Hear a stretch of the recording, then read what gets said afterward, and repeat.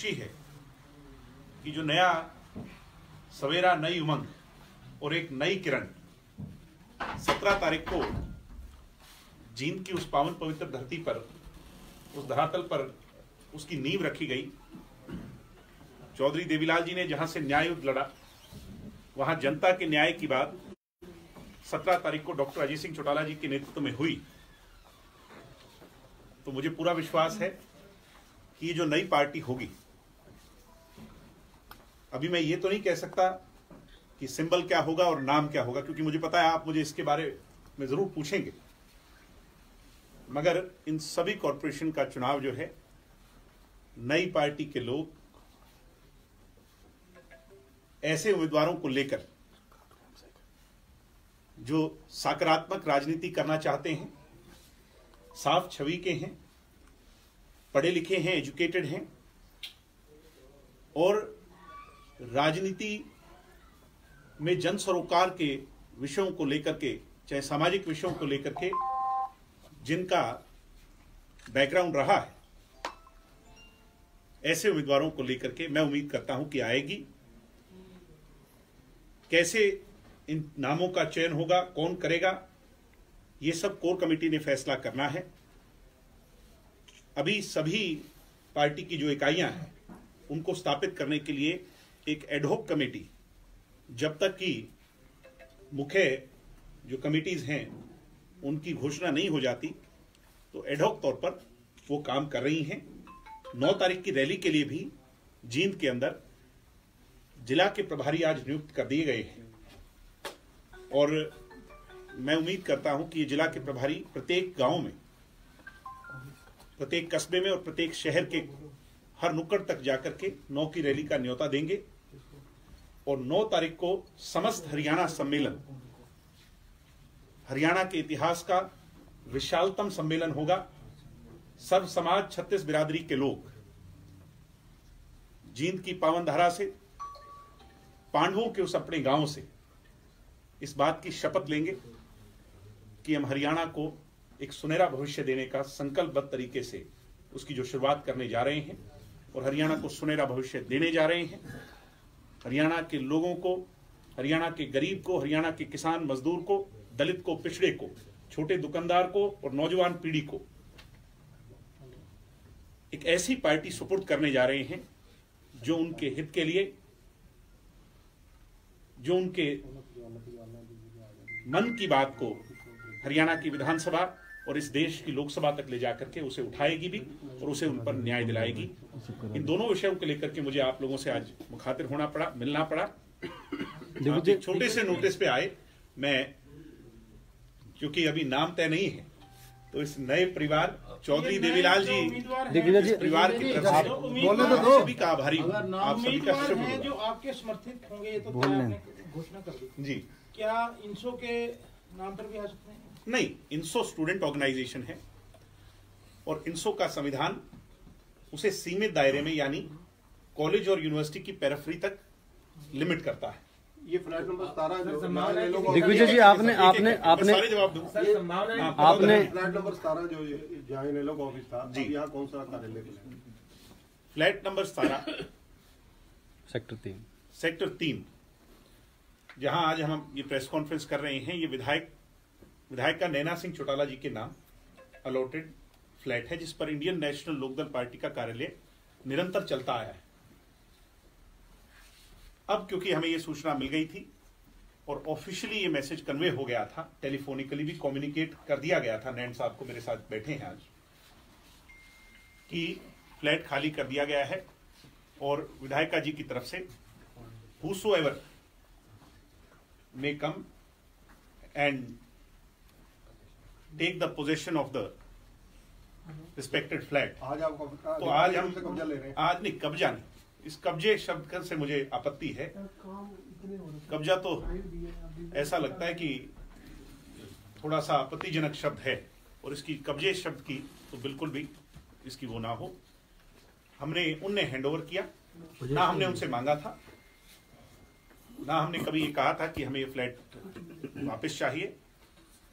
सम्मानजनक तरीके से उनने हैंडओवर कर दिया, और क्योंकि हैंडओवर करने के बाद इस फ्लैट की सारी रिस्पॉन्सिबिलिटी विधायिका जी की आ जाती है, तो उनका प्रतिनिधि होने के नाते हमने इसे टेक ओवर कर लिया, उनने हैंडओवर कर दिया और हमने टेक ओवर कर लिया। तो इसमें कब्जा शब्द जो है मुझे उससे आपत्ति है, कहीं भी उसमें मतलब पोजीशन ये मुख्यालय उनने पोजीशन दे दी और हमने ली। आपका हेड ऑफिस यहीं रहेगा? हम आज से हेड ऑफिस यहीं बनेगा आपका? आज से मैं इस बात की घोषणा करता हूं कि इंडियन नेशनल स्टूडेंट ऑर्गेनाइजेशन का सुचारू रूप से जो कार्यालय है वो यहां से हम चलाने का काम करेंगे। जब नई पार्टी बन जाएगी तो फिर उसके नीतिगत फैसलों में से एक फैसला है कि उसका दफ्तर कहां होगा, ये उसी समय तय होगा। मुझे जहां तक मेरा मानना है कि उसकी हरियाणा इकाई का जो दफ्तर है वो चंडीगढ़ से ही चलेगा, ये तो तय ही है। और जब चंडीगढ़ से चलेगा तो ये मोस्ट सेंट्रिक जगह है मीडिया के हिसाब से भी और जनप्रतिनिधि के हिसाब से भी, तो वो भी यहीं से चलेगा। निगम का जो चुनाव है, आप अगर सिंबल नहीं मिल पाया, पार्टी का नाम नहीं आ पाया, सिंबल लेना जो है वो एक उस स्थिति में क्या प्रक्रिया है जिसके अंदर कुछ हफ्तों से लेकर कुछ महीने लग सकते हैं। पार्टी का नाम तय हो जाएगा, सिंबल क्या होगा ये इलेक्शन कमीशन ऑप्शंस देता है उन लोगों को जो पार्टी फॉर्म करने के लिए वहां रजिस्टर होते हैं। उनमें से एक सिंबल आपने चुनना होता है और उसको अलॉट करने में और उसे रजिस्टर्ड कराने में स्टेट इलेक्शन कमीशन के साथ कुछ प्रक्रिया है, कानूनी टेक्निकलिटीज की मैं बात नहीं कर रहा। सवाल ये था कि नामांकन की जो प्रक्रिया है और जो आपकी पार्टी की घोषणा के दिन है वो काफी दूर है।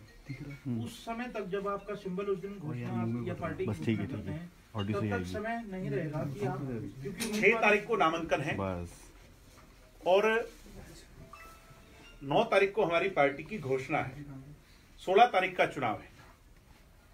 तो ये तो तय ही है कि जो सिंबल्स होंगे वो एक नहीं हो सकते, ये टेक्निकली नहीं हो, जो है ना फिजिबली नहीं है, मगर सपोर्टिव उम्मीदवार हो सकते हैं। आपके अधिकृत होंगे, अधिकृत कह लीजिए, सपोर्टिव कह लीजिए, वो तो समर्थन देंगे आप।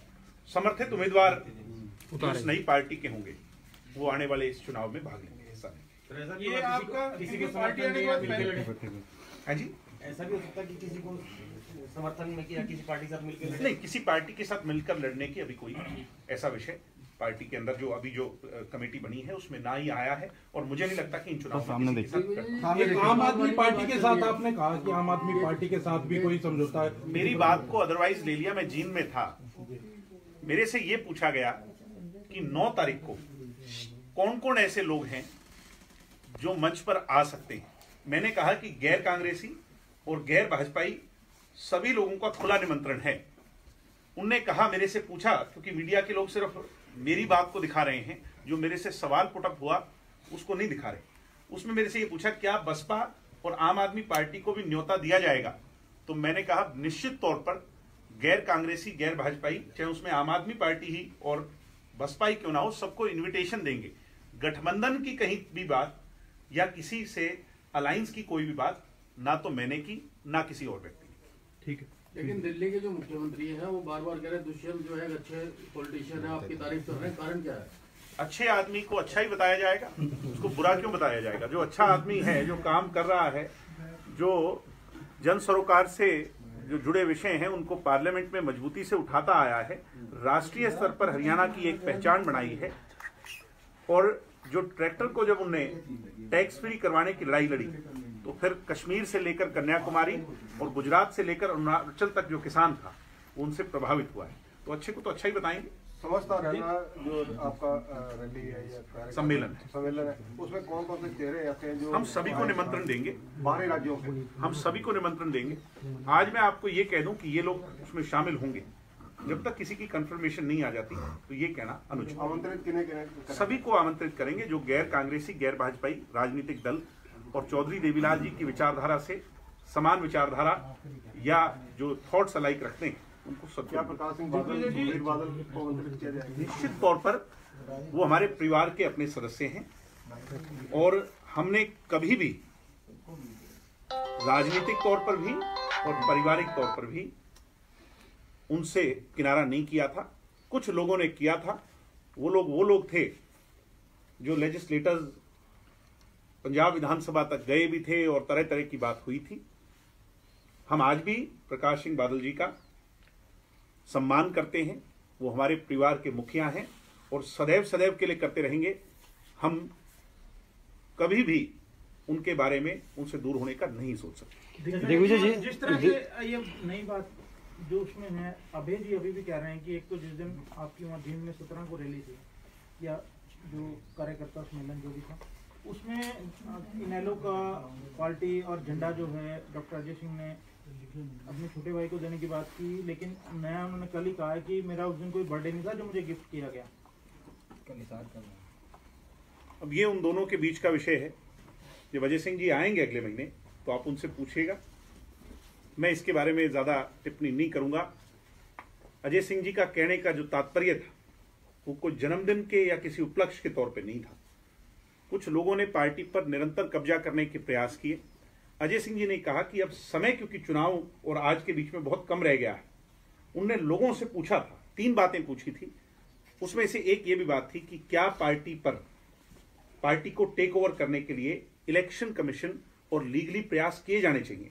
मगर एक उनने पॉइंट आउट ये किया था कि समय कम है और इस समय कम होने के कारण ये जो प्रोसेस है इलेक्शन कमीशन की पहली तारीख ही जो है, अगर आप कोई कॉन्फ्लिक्ट है उसमें 3 महीने पे जाके पड़ती है और 3 महीने पे पहली तारीख पड़ेगी, पता नहीं कितनी तारीखें लगेंगी। इसका मतलब ये है फिर डिस्प्यूट अगर क्रिएट हो जाएगा तो समय जाया होगा और मुख्य मुद्दे से हम कहीं ना कहीं भटक जाएंगे। हमारा जो मकसद है वो आईएनएलडी लेफ्ट ओवर, मैं उसको कहता हूं, जो बची हुई आईएनएलडी जो पीछे छोड़ करके आए हैं उससे डिस्प्यूट का नहीं है।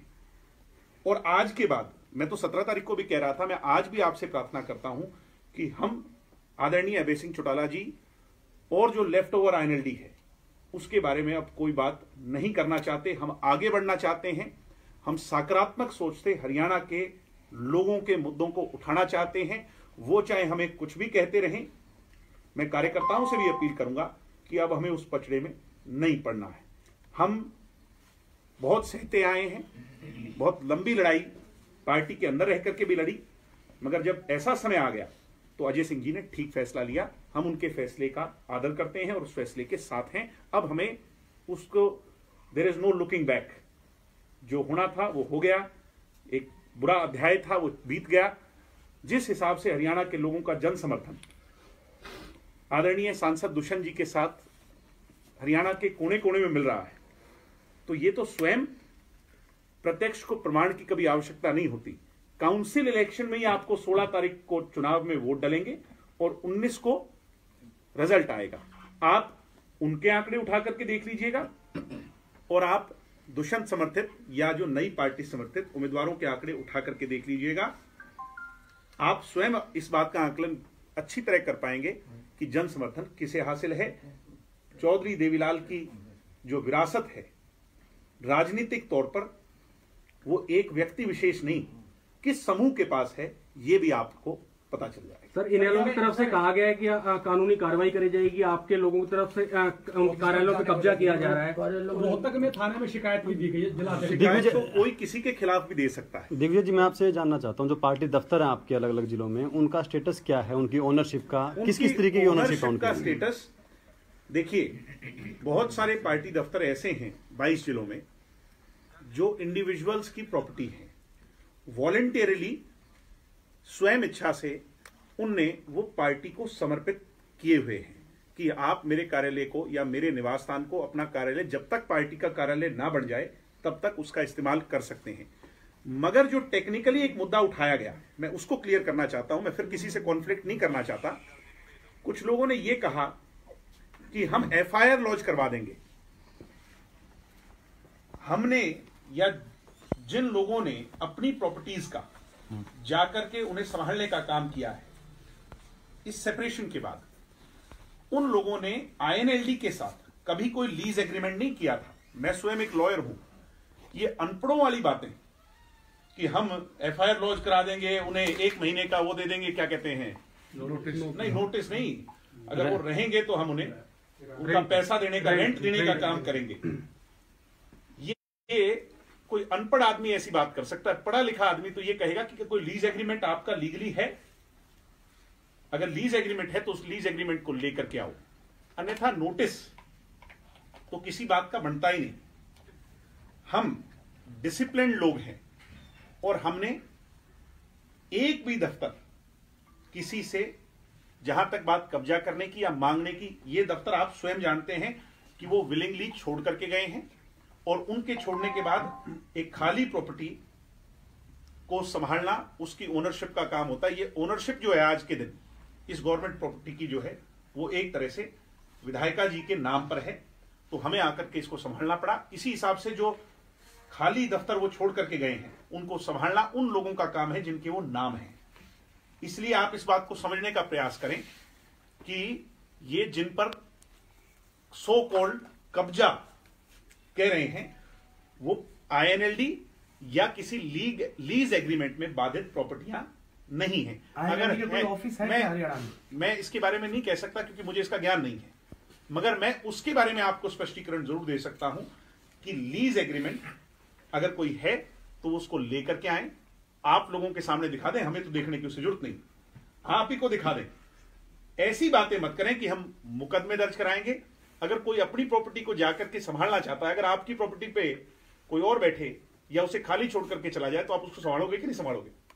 तो वो अगर कोई चला गया तो फिर उस पर इस तरह की बात करना ये ओछी मानसिकता है, ये अनपढ़ता है, ये समझदार व्यक्ति की बात नहीं। दिग्विजय, आपको लगता है कि डॉक्टर अजय सिंह पुत्र मुंह में फंसे जिसकी वजह से ये सब दो पार्ट हुआ, सेपरेशन हुआ पार्टी का नाम? अजय सिंह जी ने जो फैसला लिया, सामने देखिए, एक पार्टी को छोड़ करके जाना ये आसान फैसला नहीं होता, ये तो आप भी मानते हैं।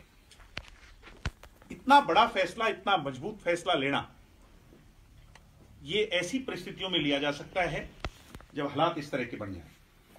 आप ये बात मान करके चलिए कि कुछ लोगों ने INLD को पूरी तरह से हाईजैक करने का प्रयास किया है और हाईजैक कर भी लिया है। ऐसी परिस्थिति में वर्कर्स की अनदेखी ना हो, पार्टी के काडर की अनदेखी ना हो, चौधरी देवीलाल जी के विचारों पर आगे बढ़ा जाए, कॉर्पोरेट पार्टी INLD ना बन जाए या लोकदल के लोग जो ओरिजिनल है वो ना बन जाए, इसीलिए उन्होंने ये फैसला लिया कि हम अपना रास्ता अलग तय करेंगे। ये ना तो पुत्र मोह है, ना पौत्र मोह है, ना कोई और मोह है, ना कोई इंडिविजुअल खुद का मोह है या किसी साथी का मोह है।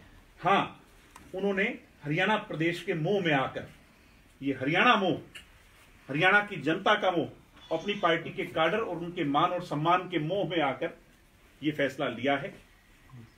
मैं ये कह सकता हूं। सर एक अभिजय ने कहा था कि नेता प्रतिपक्ष का भी हमने ऑफर दिया है, तो कहीं सर ये भी सुनने वाला कि प्रॉपर्टी का भी डिस्प्यूट है दोनों पक्षों में? ना तो कोई जमीन जायदाद का डिस्प्यूट है, ना कोई प्रॉपर्टी का डिस्प्यूट है, ना कोई पैसे का डिस्प्यूट है। ये डिस्प्यूट है थॉट्स का, पॉलिटिकल थॉट्स का, और उसका परिणाम आपने देख लिया। हम 17 तारीख को छोड़ करके आए थे, आप अभी भी उन बातों का पीछा नहीं छोड़ रहे। मेरी प्रार्थना है कि उनको पीछे छोड़ दिया जाए, और अगर वो कोई सवाल इस तरह का पुटअप करें तो कम से कम हम लोगों के सामने उसको ना लेकर के आया जाए, क्योंकि अगर कोई लीगल विवाद है तो उसको कोर्ट में निपटा जाएगा, और जब कोई लीगल विवाद है ही नहीं तो फिर हम 17 तारीख को उससे तो निपट के आए हैं जिससे हमें निपटने की जरूरत थी। सब्सक्राइब करें और साइड में दी घंटी को भी दबाएं ताकि आप तक हर समाचार पहुंच सके।